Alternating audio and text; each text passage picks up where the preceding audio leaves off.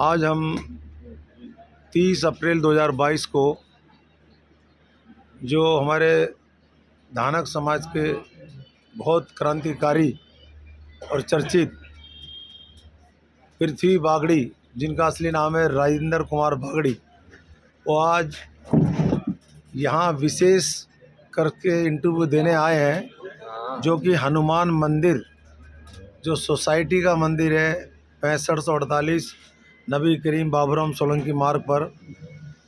उनसे हम जानेंगे कि जो 20 साल से हनुमान मंदिर में जो चल रहा है, चाहे वो पैसे का घोटाला हो, चाहे वो चुनाव का घोटाला हो, चाहे वो किराए लेने का घोटाला हो, चाहे वो दुकान किराए पे देने का घोटाला हो, चाहे लोगों को बेवकूफ़ बनाने का घोटाला हो, चाहे कोर्ट में सच्चाई छुपाने का मामला हो, मैं इनसे जानना चाहूँगा एक एक बात विस्तार से, क्योंकि ये बहुत इस बात को जानते हैं। सबसे मेरा ये सवाल है कि इन लोगों ने समाज को और कोर्ट को भी, बहुत बड़ी हिम्मत की बात है कि कोर्ट को भी गुमराह किया है इन्होंने। मैं आपसे जानना चाहूँगा कि जो मंदिर की संपत्ति और जो मंदिर है, ये एक परिवार का है या समाज का है? इसके बारे में सिर्फ ये दो टुक बात। भाई, मेरा जन्म 1959 को 1 जनवरी को हुआ और नबी करीम में ही हुआ। ये मंदिर धानक समाज का है। जब से मैंने होश संभाला, इस मंदिर का विकास तो छोड़िए आप, इस मंदिर को आमदनी का साधन बनाया।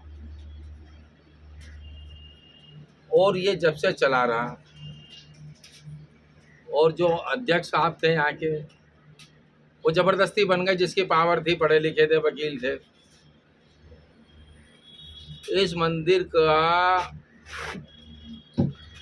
जो कब्जा रहा, इसे मैं संगठन नहीं कहूँगा, इसे कब्जा संस्था कहूँगा,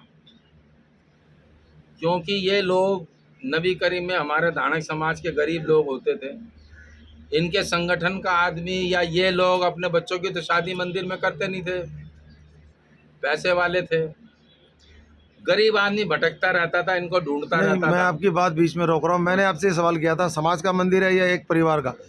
समाज का मंदिर है, परिवार का चुनाव नहीं है। कभी आपने देखे इसके चुनाव होते हुए? सुनो ना, नहीं, चुनाव होते हुए देखे आपने? वो सारी बात मैं आपको बता रहा हूँ। चुनाव मेरे हिसाब से एक बार भारत सेव समाज में हुए थे, जिसमें जुगल किशोर खन्ना जी।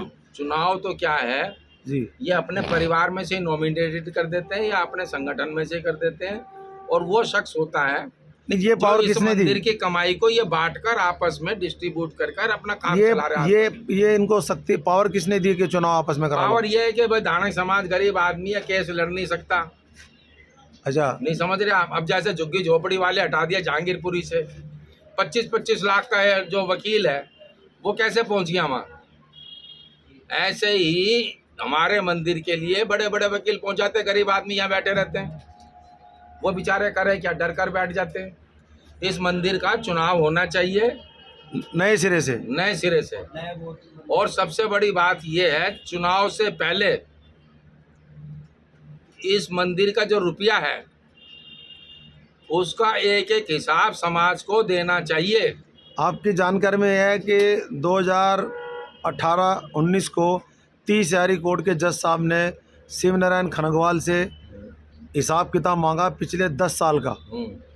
तो उन्होंने ये कहा कि मैं प्रधान नहीं हूँ, जनरल सेक्रेटरी बदल गए हैं। उसके बाद जसवंत सिंह ने जो इन पर केस डाल रखा था चुनाव कराने का, तो उन्होंने नए मैनेजमेंट कमेटी का गठन किया और कोर्ट को दिया। कोर्ट ने इस बात को माना और उस केस को ख़त्म करा, लेकिन आज तक कोर्ट को भी और समाज को भी 10 साल का हिसाब किताब नहीं दिया। भाई, हमने तो गुजर गए कई संगठन के, वो कहते थे संतरी से लेके मंत्री तक और मंत्रालय से लेकर न्यायालय तक सारे हमारे हक में फैसला देंगे। और वो फैसला ही नहीं के हक में जा रहा है। कैसे जा रहा है? कोर्ट ने तो इनसे 10 साल का हिसाब किताब मांगा है, ये तो रिजाइन दे के भाग गए हैं। भाई, ये तो कोर्ट को भी और देश की खुफिया एजेंसी को भी और पुलिस को भी इसमें हिस्सा लेना चाहिए, इसको मुक्त कराना चाहिए। अब मेरी बात सुनिए, मैं ये जानना चाह रहा हूँ, अब जैसे रिजाइन कोई आदमी कर देता है प्रधान की सीट से, तो ललित कुमार को शिव नारायण खनवाल ने कैसे बना दिया? किसके सामने बनाया? अब ललित कुमार ने बाबूलाल खनगवाल के लड़के जो कमल वही वकील, उनको कैसे बना दिया? शिव नारायण ने अपने लड़के को बनाया, ललित ने अपने भतीजे को बनाया। नहीं, कैसे बनाया? हाँ। किस कानूनी प्रक्रिया के तहत भाई बनाया? ये तो अपना आप ही जो है ना गढ़ लेते मर लेते, चुनाव होना चाहिए। और अच्छा। चुनाव जो होगा, मंदिर जहाँ पर स्थित है हनुमान मंदिर, वहीं की बॉडी होनी चाहिए ताकि जनता परेशान ना हो। नहीं, छोटे मोटे हम आपसे ये बात पूछना चाह रहे हैं, कानूनी बात कर रहा हूँ मैं, आप सोच समझ के जवाब दें कि जब 30 शहरी कोर्ट में 10 साल से केस जसवंत सिंह लड़ रहे थे कि चुनाव कराए जाएं, तो कोर्ट की कार्रवाई के दरमियान कोई चुनाव कैसे करा सकता है जबकि आदेश ही नहीं? जब चुनाव हो गए, एक नई कमेटी बैठ गई तो उन्होंने फाइल दे दी, जज ने मान लिया, उसके ऑर्डर हैं, नई मैनेजमेंट कमेटी जसवंत के सामने बनी, जसवंत ने माना और केस विड्रॉ किया और वो कमेटी चल रही थी। फिर उसके बीच में ललित कुमार जी ने कमल खनगवाल जी को प्रदान कैसे इलीगल गैर कानूनी रूप से, और पिछला कोई हिसाब किताब नहीं दिया? क्या जज के ऑर्डर है इसमें, किसी कोर्ट के ऑर्डर हैं? ये तो एक कानूनी प्रक्रिया के तहत तुम लोगों को गुजरना पड़ेगा। नहीं, कानूनी प्रक्रिया के तहत तो नई मैनेजमेंट कमेटी है, जो डीएम के यहाँ एसडीएम के यहाँ सबका रिकॉर्ड है उसका। वो तो सबको रगड़ा लगा ही रहे हैं शुरू से, और इन्होंने 2018 में से रगड़ा लग रहा है। 2018 में रजिस्ट्रार एक्ट एसडीएम साहब ने नोटिस कर किया था मैनेजमेंट कमेटी को कि जी आप अपना लेखा जोखा, तो इलेक्शन बॉडी से इलेक्शन कब कब रहा, कोई नहीं दिया। तो बिना कानूनी प्रक्रिया के कोई 4 बंदे बैठकर, 4 लोग बैठ के चुनाव करा सकते हैं इतनी बड़ी सोसाइटी का? करा सकते हैं, तो गैर कानूनी हुआ ना। तो समाज को इसमें आवाज उठानी चाहिए, हिसाब किताब लेना चाहिए, आवाज उठानी चाहिए। और उठा भी रहे लेकिन किसी की सुनते नहीं। ये कहते हैं ये रिक्शे वाले, बैल ठेले वाले, ये हमारा बिगाड़ेंगे क्या? हाँ, अच्छा। वो बेचारे डर जाते हैं। अब एक लड़का लक्ष्मण कुमार इंदौरिया, जिसने जहाँ हमारे यहाँ मौत हो जाती है, उसने जो है चौपाल बनाई, वहाँ बेचारी औरतें बैठ के स्नान वनान करते हैं। धाड़क समाज में किसी ने बनाया हो तो बताओ। जो काम सहयोग जो हो रहा है, जो करना जानता है, जो जनता की सेवा करना जानता है, वो मंदिर के पास ही रहता है। अब आपसे ये बात, और वही संघर्ष कर रहा, 2 रुपए अपनी जेब से लगा रहा है। पूछना चाह रहे हैं, इतने हजारों की संख्या में बस्ती जुलान, नबी करीम, मलकागंज, शाहगंज, फतेहपुरी, ये इमली के मोहल्ले, सीताराम बाजार में समाज रहता है, इतने हजारों की संख्या में हजारों लोगों को बेवकूफ़ बनाया जा रहा है एक परिवार के द्वारा, तो जो कि पश्चिम में रहते हैं। जो भी बोलेगा उसके खिलाफ कोर्ट से लेटर पहुंच जाएगा। तो कोर्ट से बड़े हैं, ये कानून से बड़े हैं। वो कहेगा यार हम क्यों फंसे इस कोर्ट की प्रक्रिया में। अब आप इंटरव्यू दे रहे हैं, ये इंटरव्यू पूरा समाज देखेगा तो आपके ऊपर भी केस हो जाएगा। केस हो जाएगा, मैं तो तैयार बैठा हूँ। अच्छा, मैं तैयार बैठा हूँ, पहले सुन लो। आप समाज को, मैं आपको इंटरव्यू में बता रहा हूँ जी कि मैं हिंदुस्तान का पहला आदमी हूँगा जो दिल्ली पुलिस और भारत की सर्वश्रेष्ठ खुफिया एजेंसी का मैंने साथ दिया। अच्छा जी।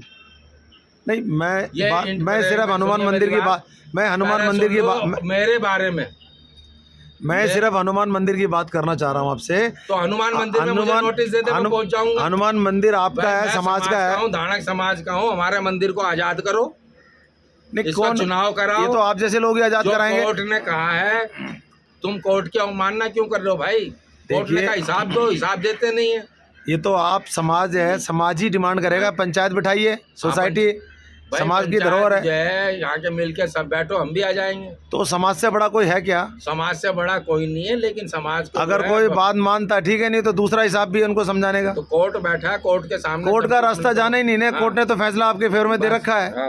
आपकी जो नबी करीम की कमेटी बना रखी है, गठित कर रखी है, सारा उसका रिकॉर्ड है, सारी फाइल है, उसके ऑर्डर है। सारा धाड़क समाज इकट्ठा होकर किसी दिन इनका क्या रोल है? इनका कुछ रोल नहीं है, ये केवल लूट खसोट और वकालत की, ये सिर्फ पैसे की जो है ना, ये पैसा वैसा कुछ नहीं काम आएगा। कानून सबके लिए बराबर है।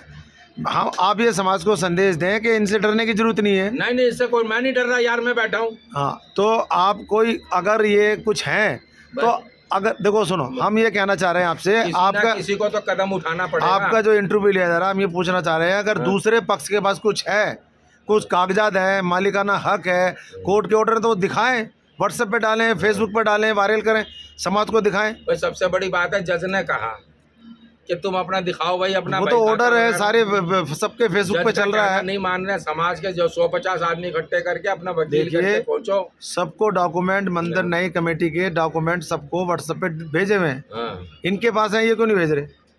भाई ये क्यों भेजेंगे, क्यों टेंशन नहीं, इनका अपना काम चल रहा है। नहीं, कैसे मालिक कैसे बन सकते हैं एक मंदिर के? भाई मालिक बने हुए नहीं है क्या यार? कैसे? मेरी बात सुनो, दुनिया भोगती रहो, मंदिर धार्मिक समाज का, मंदिर किसी का नहीं है, मंदिर है बिरादरी का। हाँ, मगर क्योंकि एक मेन पॉइंट की बात ये है कि ये लोग ये कहते थे मंदिर ट्रस्ट कमेटी, जबकि सोसाइटी रजिस्टर्ड सोसाइटी है, सोसाइटी समाज की होती है, और जो हर 2-3 साल में, 1 साल में उसके चुनाव होते रहते हैं। और अगर कोई ट्रस्टी है, कोई ट्रस्ट है, अपने पैसे से ज़मीन खरीदी है, तो वो दिखाए समाज को कि भाई मैं ट्रस्ट हूँ, मेरा बाप था, मेरा दादा था, मेरा परदादा था। और जब जब तुमने चुनाव कराया है तो उसका लिस्ट लगाते मंदिर में। बुधराम ठेकेदार प्रधान थे, जुगल किशोर खन्ना प्रधान था, मोहनलाल इंदौरा प्रधान था, प्यारेलाल मोरवाल कैशियर था, और उससे पहले भी थे, रामचरण दास प्रधान था। तो ये ट्रस्ट कहाँ से हो गया? ये तो मंदिर समाज का प्रधान बदलते रहे हमेशा। देखो ये ट्रस्ट का नहीं है, ट्रस्ट का तो मतलब है कि पैसे से खरीद के 5-7 आदमियों ने मंदिर बनाया। ये हमारी पुरानी जो है सन 47 से पहले का मंदिर है, इस जगह पर जो है। अब आप आखिरी में आपसे आखिरी सवाल ये कर रहा था, आप समाज को क्या संदेश देना चाहते हैं कि नए चुनाव संदेश हो ये समाज और यहाँ के लोग हैं, को और ऐसे जो लूटने वाले लोगों मंदिर को, उनको भगाया जाए? उनको भगाया जाए।